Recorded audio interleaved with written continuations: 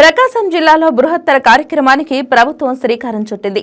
పాత రేషన్ కార్డులకు ఇక సెలవు ప్రకటించి వాటి స్థానంలో ప్రభుత్వం స్మార్ట్ కార్డులను అందజేస్తున్న విషయం తెలిసిందే.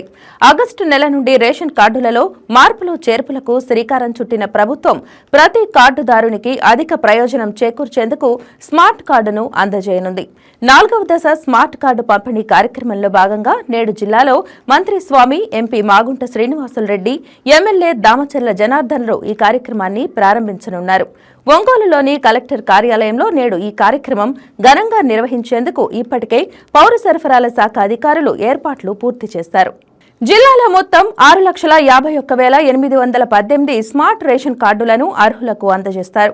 వీరందరూ జిల్లా వ్యాప్తంగా 1392 రేషన్ దుకాణాల ద్వారా రేషన్ అందుకుంటూ ఉండగా ఇప్పటి నుండి ఏటీఎం కార్డు తరహా రేషన్ కార్డుతో ప్రజలు రేషన్ కోసం బయలుదేరనున్నారు.